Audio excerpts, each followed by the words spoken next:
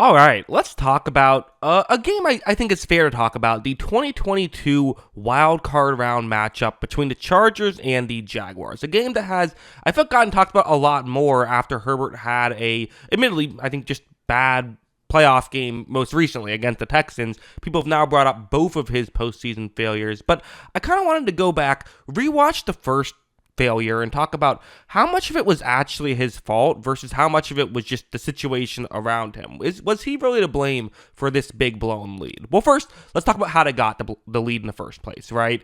There's a lot of stuff like the play you see on the screen. It's going to be a man coverage concept. You see the route on the screen and how this could get open. Herbert takes the snap. He looks in. As of right here, again, is it wide open? No. Is it a tough window? Also no, right? This is a throw that you want your quarterback to make, not a throw that they have to make consistently every time, but like one you hope that if you're going to win playoff games, one you got to make, right? Herbert here is going to be able to make a really accurate throw. He did a lot of this in the first half. Again, they went up 27-0. Yes, a huge chunk of that was because Lawrence wouldn't stop turning the ball over in the first half, but a big chunk of it as well was Herbert was making some legitimately good throws. This play as well, sorry, the camera operator on the all-22 footage was a little bit shaky here. I'm going to flip the broadcast footage in a second so you can see the score, but just here, when we're talking about when they got the lead, I'll show the all-22 footage. You see on this play, it is once again a man coverage concept that the defense is in, and Herbert's going to actually start off looking towards his left. However, when this play begins, I mean, you could argue nothing is really that open right here.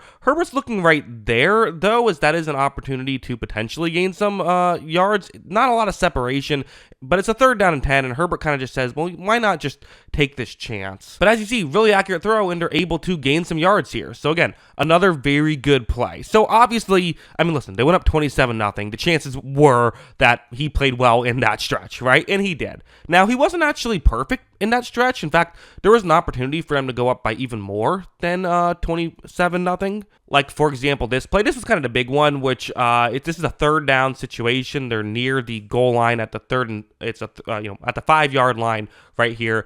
Zone coverage. You see the route on the screen and how it could potentially get open right here. However, when Herbert takes the snap, I mean, you see it works out even better. This is open. This is the throw that earlier I was saying that's a throw in a playoff game you want to see your quarterback make. This is a throw that in preseason game you want to see your quarterback make. However, the throw just gets away from Herbert. He misses that one, and they had to settle for a field goal. So hey, it's 27-0 instead of 31-0. At the time, you're not too broken up about it, but obviously, as we know, the Jaguars came roaring back, and this was an issue. Now, a big part of how the Jaguars came roaring back was because legitimately, the offense was scoring every single chance they got. I mean, this was their last 5 possessions of the game. Jacksonville's last 5 possessions of the game. They would ultimately need 4 touchdowns and a field goal to take the lead if they were going to win the game, and they got exactly that. 4 straight touchdowns and then a field goal as time expired. Like, legitimately, they were perfect the last 5 possessions. So, that was the biggest issue, right? But, again, we're here to talk about Herbert.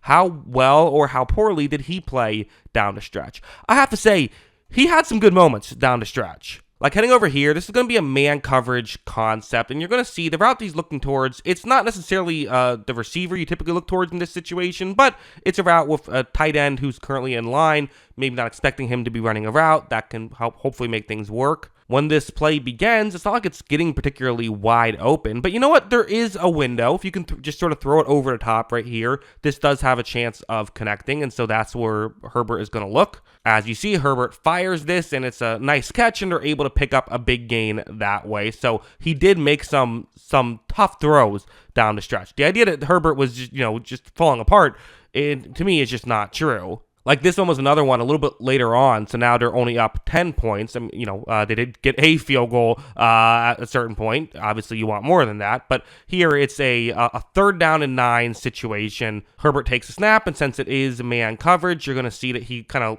when he's able to get outside the pocket, he realizes, hey, no one's looking in my direction, right? Everyone's covering the guy they're supposed to cover, with the exception of a couple of players, really one player down the field to safety. Everyone else is covering somebody. Because of that, Herbert is able to scramble up, and he does pick up this 1st down. So, you had that, which this resulted in a missed field goal that happened. So, again, in the quote-unquote horrible stretch in the second half, he had 4 possessions, 2 of which were field goal attempts, only one went in, and then there were 2 punts. What happened on the drives where things went horribly wrong and they weren't able to score any points? Well, this actually, they did kick a field goal on, but this play is, hard to really, I mean, again, ultimately, it's a play you have to make, but it's a 3rd down and 11. It's going to be man coverage. You see the route that Herbert believes his receiver is running. When this play begins, you're going to see that right here. So receiver towards the, outside the numbers is about to cut right past the 1st down marker.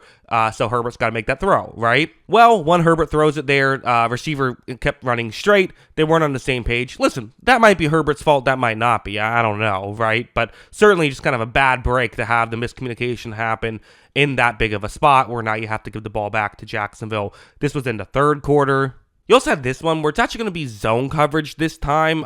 Again, Jacksonville down 10 points, 3rd down and 3. So, ideally you would like to be able to get a touchdown, make it 17. But even just getting another 3 points would certainly help here. You are in field goal range. Herbert's going to take the snap, though. Nothing gets open, and there's pressure pretty quickly. So what do you do if you're Justin Herbert? Well, hey, he's able to get outside the pocket. He's going to look down the field. He fires one down the field trying to make something happen, and just there's nothing available.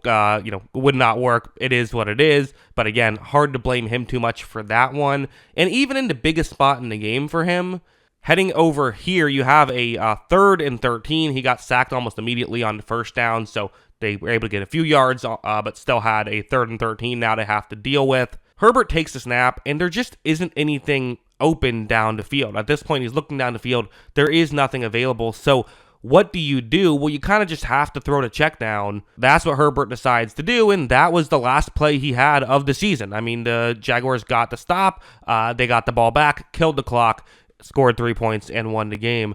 Like, listen, I'm not saying he was absolutely perfect in this game, but I do have to say, going back and watching this, it's just not true that Herbert was bad in this football game. Again, yes, they blew a 27-point lead, but keep in mind, part of how it happened was the Jaguars scored a touchdown at the end of the 1st half, and then the Chargers had 4 possessions in the 2nd half, 2 of which were punts, and 2 of which were field goal attempts. 1 of those missed. Again, yes, it was a complete disaster, but going back and watching this game, again, the Jaguars legitimately were perfect in their final 5 possessions. To me, that is much bigger the story.